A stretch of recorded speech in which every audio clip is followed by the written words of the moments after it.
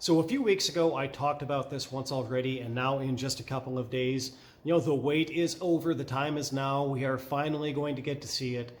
UFC 280 is this upcoming Saturday, and we're going to get to see that fight between Sugar Sean O'Malley and Petr Yan, which really, I don't think that, on paper, it doesn't really seem to me like this should be the most interesting fight on the card. I would say that there's a good reason why we should consider Charles Oliveira versus Islam Makhachev to be a much more interesting fight. Obviously, the bantamweight championship of the world, the man that beat Petr Yan, to keep that championship, at least he beat him, versus TJ Dillashaw, the guy coming back from his 2-year doping ban, when he was doing PEDs to try to snuff out an entire division of the UFC. There's good cause why either one of those two fights should be a good deal more interesting than Sean O'Malley and Petr Yan. But for some reason, my attention does keep getting drawn back to that fight.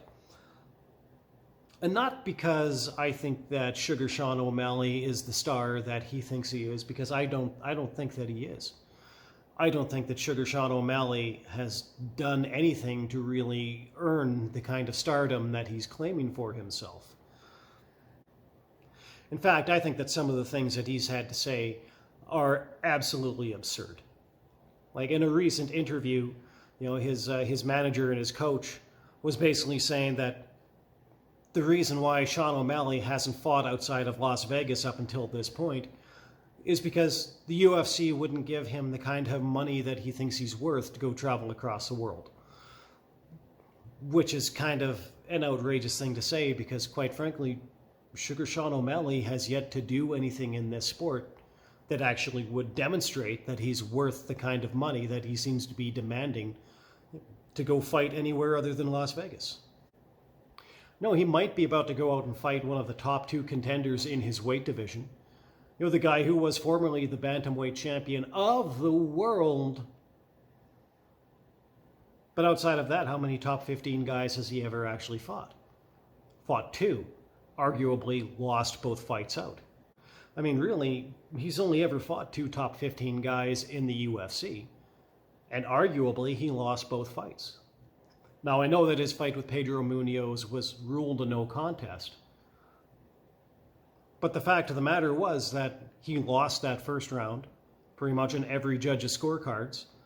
The second round did actually not look like it was going all that much better for him, and the only reason why this went to a no contest, rather than going to the judge's scorecards for a technical decision, was because they hadn't finished that second round when he basically poked Pedro Munoz's eye out.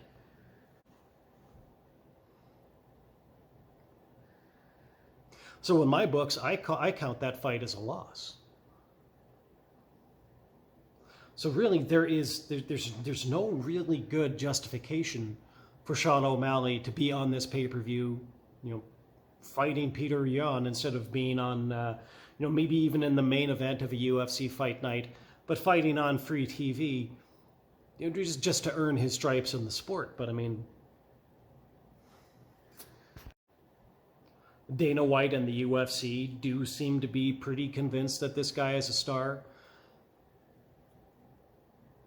So fine, whatever, we'll have the fight and we'll see how it goes, but I don't think that's going to go very well for Sean O'Malley.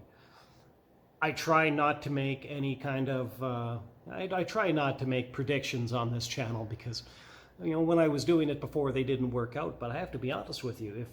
If Sean O'Malley makes it out of the first round of this fight, I would be pretty shocked. But there was kind of an interesting thing that came out over the last week, or at least it reached my attention over the last week. That was when Sean O'Malley's coach came out and said that he figured that with Sean O'Malley's range and his knowledge of how to use his range, compared to a lot of fighters, there are a lot of fighters that will go into a fight with with what they call the range advantage, but not really know how to use it. But Sean O'Malley, according to his coach, doesn't really fall into that category. They're of the opinion that O'Malley knows how to use those longer arms, those longer legs.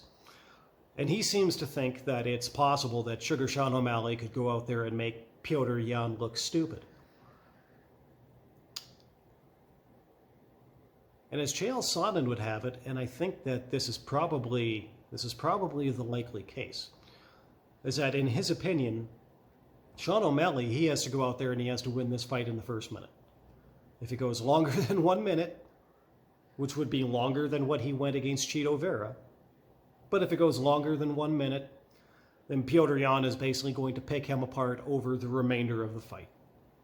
But with the very real possibility of a slow start, I mean, particularly as Petr Yan is known for starting slowly, it seems to me that actually there probably maybe is a possibility that Sean O'Malley could come out and make Petr Yan look stupid.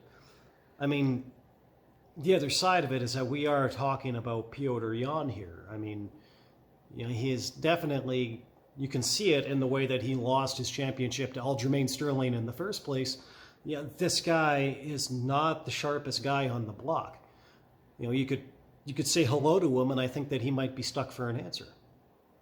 I mean, he's a very hardworking guy. He's very focused on fighting. But honestly, the guy is not a Rhodes Scholar. I mean, he is an elite pound-for-pound striker, but he pretty much has to, because this is not a guy who's ever going to go out and get like a college wrestling grappling pedigree, because he's just not going to get in. So is it possible that Sean O'Malley is going to find a way to make Petr Yan beat himself? Well, Petr Yan is known to do that sometimes. It's arguably that is the only way that he has ever lost a fight. Although that last fight with him and Aljamain Sterling, I don't really personally think that was the case. But no, he has definitely blown a mental gasket and done something stupid and cost himself fights before. Why couldn't he do that against Sean O'Malley? Really, no reason. I'm not sure that's what O'Malley's coach had in mind, you know, when he said that O'Malley was going to make Petr Yan look stupid. But it seems to me like probably the most likely scenario.